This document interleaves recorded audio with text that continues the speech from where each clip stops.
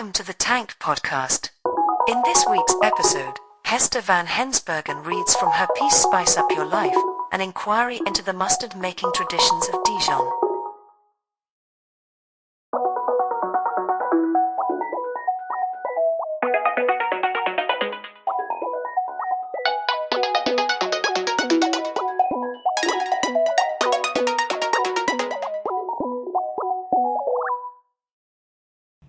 There are few things or people that can be simultaneously glamorous and fusty. Trifle and the Queen are two, mustard is another. As a shade, it is the peeling walls of dingy bars, student garrets, and the smouldering, unclean yellow of the wallpaper that tormented Charlotte Perkins Gilman's imprisoned protagonist. But it is also inherently luscious. In its edible form, it is viscous, spicy gold, the most elegant condiment. Mustard is the magnetic ingredient that gives a good vinaigrette its seductive power. In the divorce novel Heartburn, when Nora Ephron's husband leaves her for a clever giant whose nose is as long as a thumb, she cannot believe he would be prepared to risk losing not her, but her vinaigrette. When the American food writer M.F.K. Fisher arrived in Dijon as a newlywed in 1929, she found a set of miserable servants' rooms with dismal yellow walls and old, tired velvet curtains to rent from the Olagnier family. The dining room was small, dark and dirty, but Fisher was enchanted nonetheless, because every lunchtime it was filled with the generosity of Monsieur Olagnier's great big salads. He dressed them at the table, always a ceremony, in a large bowl with mustard, vinegar and oil. Regardless of who has cooked, it is always this final moment at the table before eating commences that is observed and admired. The brisk, confident whisking and the swift turning of the leaves. In my family, my sister-in-law Sophie plays this role. She also happens to be French. Mustard has long been cherished for its medicinal properties. From Pythagoras and Hippocrates to the present, mustard has been posited as a treatment for scorpion and snake bites, bubonic plague, pneumonia, arthritis and malaria, and to stimulate digestion. Mustard seeds are thought to be the eye of newt Macbeth's witches added to their brew, and would have been used frequently by friars, apothecaries and other healers and alchemists over the centuries.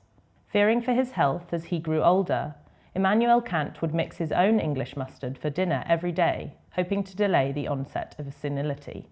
There's a sketch of the act, head bent thoughtfully over the pot, made by his friend Friedrich Hagemann in 1801. Modern-day mustard descends from the recipe and name given to it by the Romans.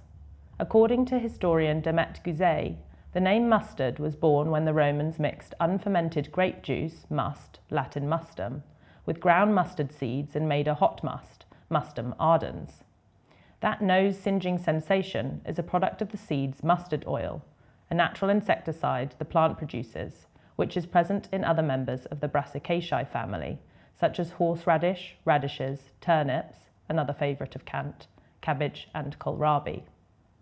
It gives these foods their shared head-filling hotness, as food writer Harold McGee describes it. Part of the delight of mustard condiment is the risk of using too much, so that the spicy, agitating jam throttles your throat and sets your nose aflame as you eat. Admittedly, not everyone likes to have their nostrils burnt out, but for others it's the whole thrill, perhaps giving name to the popular British 19th century wow wow sauce to accompany meats, which contained mustard, vinegar and pickles. These are the ways I like mustard: scraped onto bread to save a boring sandwich, slapped onto salt beef, a scoop on the side of my plate to be swiped at with a sausage, as the basis for a hearty, wine-filled sauce. Mustard is as present in my kitchen as vinegar and onions, and second in significance only to salt, pepper and oil. It's a part of my culinary furniture, and the first time I found out I could not have it, I panicked. This was last summer when I was working as a chef for contemporary design workshops at a chateau in southwest France. We had our fair share of drama, thanks mostly to thunderstorms that caused power cuts and minor floods. But the real trouble started when we took our first trip to the catering supermarket, Metro, for supplies. Wielding a trolley the size of a queen-size bed, I found myself standing in front of a vast hollow space where there ought to have been tubs of Dijon mustard. I think it's because of the drought in Canada, my kitchen assistant Amélie said, as she heaved a vast jar of gherkins off a nearby shelf. There's a shortage across the whole country. Back in the kitchen, we made do, seeking out the properties we desired in other foods. There were radishes with salty butter, shredded cabbage salads, and finely sliced kohlrabi, plus lemons and vinegar in everything. Still, the idea that Dijon mustard could simply vanish in France seemed odd. It's a country known to be so fiercely protective of its terroir, its geographically embedded cuisine, that it borders on gastronomic autarky. The idea that a mustard of Dijon, unlike, say, a cheese of Roquefort or a lentil of Puy, could rely on imports for its production seems contradictory, a mystery even. Canada actually supplies about 80% of the seeds for mustard making in France, and there's a vanishingly small number of Dijon mustard makers who use products exclusively from the region itself. So, a year later, with France's mustard supplies safely replenished, I decided to go to Dijon to stock up and find out more. I boarded the Eurostar on a Thursday in late September, stopped in Paris for a plate of palourde in wine and mustard sauce at Aux Deux Amis with Amélie, and was in Dijon by early afternoon the following day. It was quiet, except for the solemn bells of the Gothic cathedral, which chimed for a funeral as I walked past. The mustard and black turrets, standing sentinels on each side of the building, were drained of their pigment under a gloomy sky. I had that uncanny feeling, compounded by Dijon's fetish for its past, of the new town as a film set. Creatures carved in wood and stone, wooden beams, scattershot roof tiles in mustard, burgundy, green and black. A church with rows and rows of stone gargoyles, gullets wide open like 50 black eyes staring down at you. A picturesque carousel spinning empty. A wise stone owl that's been eroded over centuries of rubs for good luck. At Mulot et Petit-Jean, an 18th century enterprise encased in a 15th century building behind a 20th century neo-Gothic rust-red facade, flanked by a frog and dragon, there were stacks of pain d'épices, the chewy local gingerbread. Long loaves, vast wedges and little cakes burst off the tightly packed shelves of the dark-panelled shop. There were also nonettes, stout cylinders of gingerbread stuffed with jewel-coloured jams of blackcurrant, apricot, lemon curd, orange and onion. I thought of Fisher's memories of the interwar years, and how all year and everywhere they smelled the Dijon gingerbread, drifting out of the shops and bakeries of the dozen gingerbread makers into churches, cafes and the theatre. These days there is just one maker, and when I sniffed the foil packets, self-conscious in front of the unsmiling shop assistant, I couldn't make out any scent at all. Partly because I had held them up to my nose a little too long, I bought a roll of apricot nonette and left. By nightfall, the mood of the city had changed, code switching like its condiment from Gothic to glamorous. The turrets of the cathedral were alight with cascades of golden liquid. Meanwhile, Sean Paul thrummed out from the hotel opposite where I was staying, the latest opening for affordable boutique chain Mama Shelter. The brand is known for its parties. The night progressed swiftly from Kir cocktails and charcuterie to adhesive face gems, feather fans, and a samba performance, spurred on by half a dozen high-spirited party reps. Think of it as a glitzy, sex-positive youth hostel for grown-ups. There are sex toys for sale at the front desk, free porn on the TV, and playful masks hanging off the bedroom lamps. The foundation of Mama's Bacchanalia, though, is its interior decor, led by virtuoso head designer Benjamin El-Dohaili. Drawing inspiration from the Burgundy region, he blends the overt, corridors carpeted in long twisting grapevines, with more subtle nods, from headboards using traditional basketry weave to light fixtures and floor tiles that riff on Dijon's multicoloured rooftops. On the soft furnishings and inside the lifts, there's a trippy iteration of Hieronymus Bosch's The Garden of Earthly Delights, with added snails, owls and mustard pots in amongst the frolicking. In this rambunctious atmosphere, it's a given that the best way forward is through. Join the revelry or regret it. The next morning at breakfast, bleary-eyed, I picked up a glass of juice decorated with childish sketches. Another guest stopped me, grabbed my hand and exclaimed gleefully, "Oh my God, I remember these from when I was a kid." I hadn't realised I was holding a repurposed mustard pot. Beneath the Asterix cartoon emblazoned on the beaker was the Maille logo. El-Dohaili doesn't miss a beat. There's not much of Dijon in Maille in reality.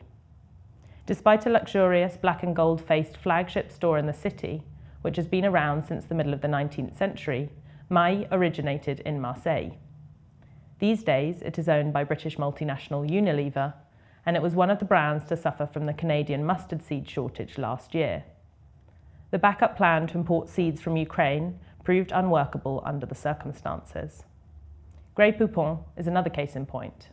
It's seen as the epitome of French sophistication and has loyalists amongst tastemakers from Nora Ephron to Alison Roman.